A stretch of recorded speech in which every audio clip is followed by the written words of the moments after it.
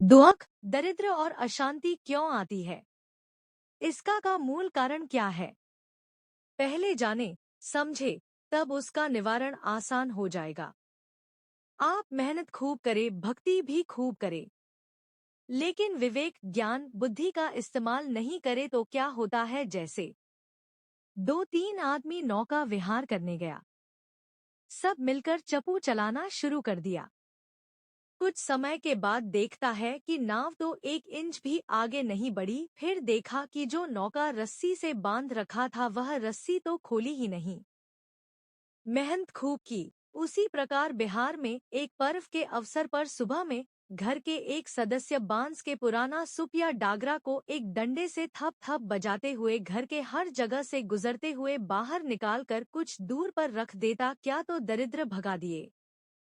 दुख, दरिद्र और अशांति का मूल कारण है आसक्ति, गहरा लगाव, चिपकाव, बंधना इत्यादि।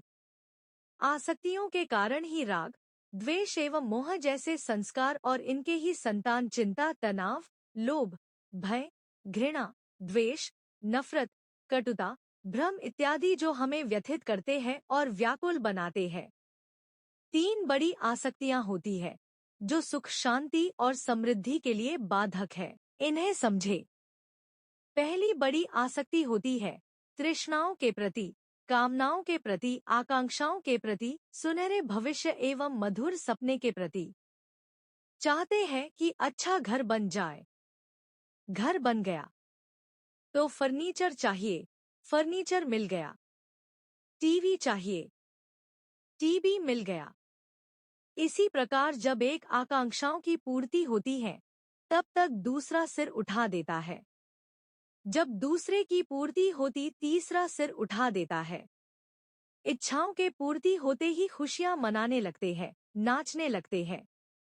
इसे ही राग कहते हैं। ठीक इसके विपरीत आकांक्षाओं या इच्छाओं की पूर्ति नहीं होती है या पूर्ति में कोई रुकावट डालता है तो इससे क्रोध, गुस्सा, मानसिक तनाव, चिड़चिड़ापन, असंतोष, अशांति, व्याग्रता, उत्तेजना होती है। यही द्वेष कहलाता है। राग और द्वेष एक ही सिक्के के 2 पहलू है। जितनी गहरी राग उतना ही गहरा द्वेष। इसी से सुख, शांति और समृद्धि कोसों दूर हो जाता है। दुख, दरिद्र और अशांति बनी रहती है। दूसरी बड़ी आसक्ति होती है मैं के प्रति, अहम भाव के प्रति, आत्मभाव के प्रति। इसे अंधे होकर सारा महत्व अपने आप को देने लगते। अपनी सभी भूलों, गलतियों का न्यायीकरण करके छुपाना और दूसरों के भूलों, गलतियों का उजागर करना। अपने को निरपराध साबित करते हैं और दूसरों पर दोषारोपण करने का स्वभाव बनाते रहते हैं। हर सफलता का श्रेय अपने आप को और असफलता का दोष दूसरों पर मढ़ते रहते हैं। परिणामत कभी नहीं अपनी गलती को समझते हैं, नहीं स्वीकार करते हैं, नहीं सुधारते हैं। कोई भी अन्य व्यक्ति अथवा स्थिति हमारी इस कमजोरी को चोट पहुंचाते तो हम तिलमिला उठते हैं।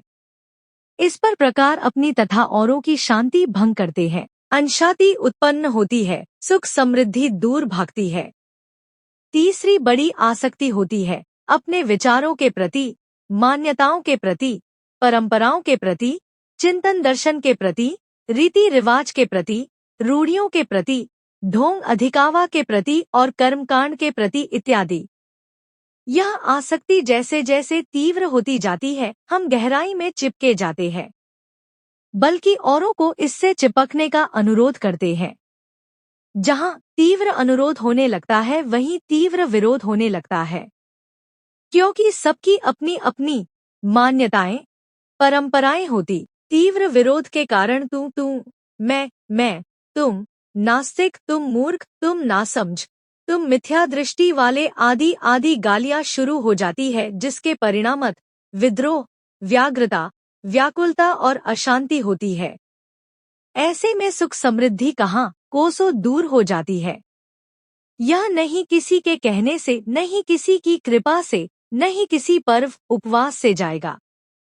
इसके लिए व्यवहारिक विद्या, विपश्यना, मेडिटेशन किसी केंद्र पर जाकर करना होगा। गूगल पर विपश्यना मेडिटेशन सेंटर सर्च करेंगे, सेंटर का नाम आ जाएगा, वहीं से अप्लाई कर सकते हैं। निःशुल्क है, रहने खाने पीने सीखने का। समझ में आए तो दूसरों को शेयर करें। मंगल हो।